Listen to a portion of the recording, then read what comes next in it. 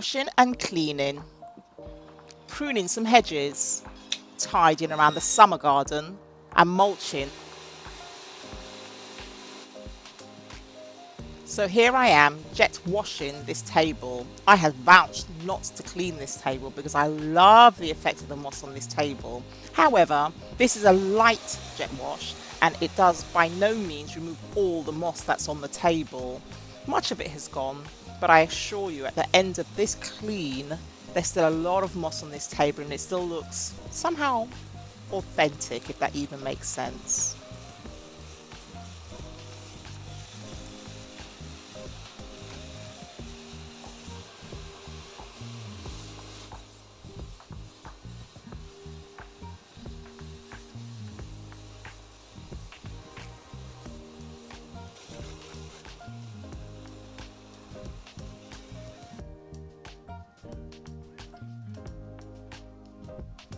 There we go. Not too much, not too little. Just the perfect combination of moss and life on this table. It's clean, but it's not clinically clean. And it gives just that lovely look, that rustic feel, a perfect balance. Wouldn't you agree?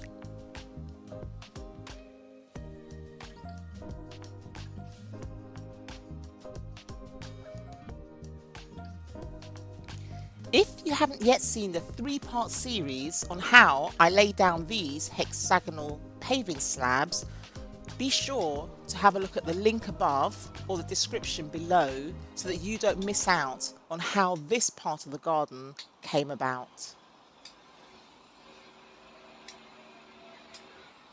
Gardening certainly can be a bit of a patience game. You've also got to have vision of what it's going to look like in a year's time, in 2 years' time, 5 years down the line. So I'm pruning back this English yew hedge in different areas around the garden because they're going to create different heights and different sections and divisions around the garden. English yew hedge is a lovely hedge to have around the garden. It is an evergreen, which means it keeps its foliage and its colour throughout all seasons of the year.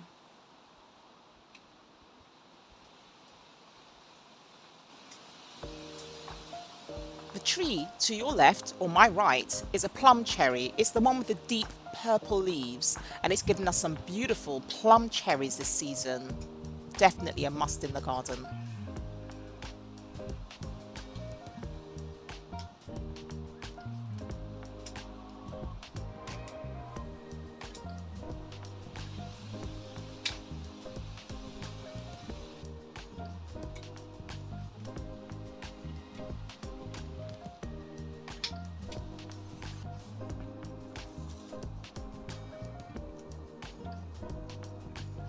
I'm pruning back this section of the hedge, but really just to make sure it doesn't become too wide away from the fence. I'm trying to keep it trimmed so it's close to the fence and doesn't take up too much space in the garden itself. It will eventually grow to just above the hedge height to give us privacy that we require in our garden. It might look as if I'm doing quite a few cuts on this hedge, and I guess indeed I am. But that is so that it will regrow and fill the space and become more dense.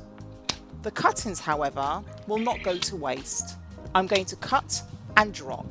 Cut and drop is a means by which you cut a tree or plant or foliage, and rather than removing it and getting rid of, you simply drop the cuttings or the trimmings at the base of the plant. So that's what I will be doing with this to create some mulch.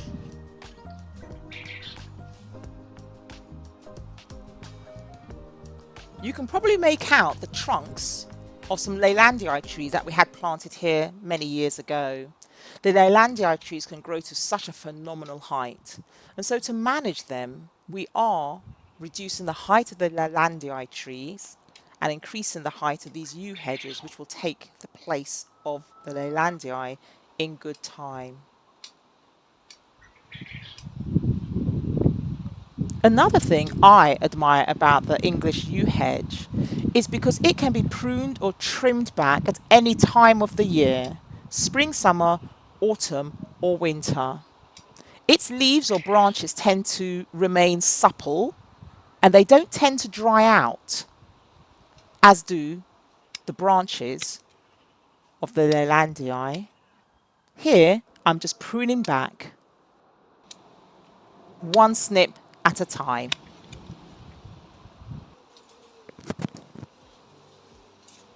Here, I'm in one of the many flower beds we have in the gardens. This one is the herbaceous perennial garden, where I have a range of beautiful flowers that flower from spring through the summer and into late autumn. Behind me you can just see one of the echinacea, but they are coming through beautifully just now. Here I'm just managing some of the overgrowth, making sure it's not overwhelmed. I'm pruning back some of the forsythia which flowered earlier on in the year, and I'm just managing this area that has a little bit of this and a little bit of that.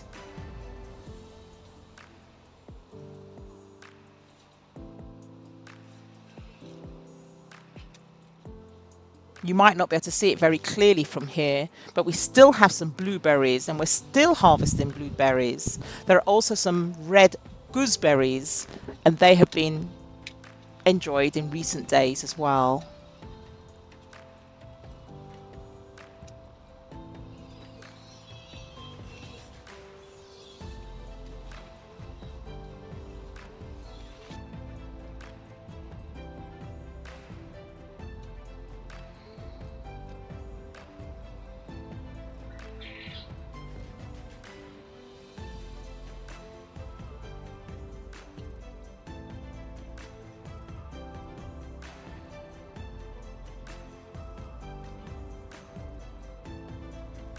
Our garden is more or less south facing really, so we get a lot of sunshine throughout much of the day. This seating area is fantastic. You can see a bit more clearly here the hedge that I trimmed. As you can see with my hands, I'm just trying to show you, I'm just trying to keep it nice and narrow.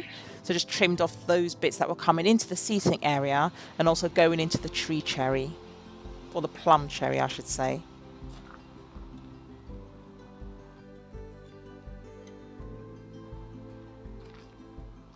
So here you can see the yew hedges. They're definitely shorter than the current Leylandii. And again, using my hand as a demonstration, I just prune them back so they're closer to the hedge and not taking over into the garden space. They will grow tall and they will soon meet the height of the Leylandii. Oh, I'm struggling to say that word. They will soon meet the height of the Leylandii. There you go. So by trimming and pruning back these hedges, it ensures that they will grow back thicker and more dense. From this angle you can see as well how I was just trying to prune it back so that it doesn't overwhelm the garden. I can't wait for this whole area to be full and for this hedge to be what I'm imagining it will look like when it's all fully grown. In the meantime, as I always say with garden projects, I could change my mind and decide to do something different soon, but no, I really can't wait for this project to really fully conclude and for the hedges to cover the wooden fence panels. So all of this will be evergreen, and I think it'll be a beautiful, beautiful finish to this part of the garden. So there you have it, the cuttings, the trimmings from the hedge. I now use these trimmings as chop and drop or cut and drop, which means the cuttings are going to be placed beneath the plants to act as mulch. Mulch is vital in my garden. It helps to suppress unwanted plants. It keeps the earth cool when the weather is really very hot, as it is currently. We are experiencing temperatures of as high as 29 degrees, 30 degrees Celsius, which is about 86 degrees Fahrenheit. So it is incredibly hot. So what mulching does, it helps to prevent the water from evaporating from the soil. It suppresses weeds, but also in colder weather, it helps to keep the soil warm. So it's a win-win.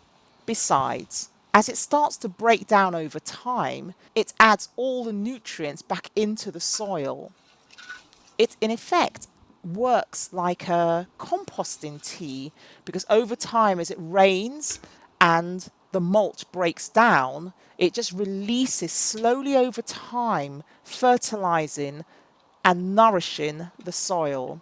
So I love the idea that what is cut from the garden can be returned to the earth, returned to the soil.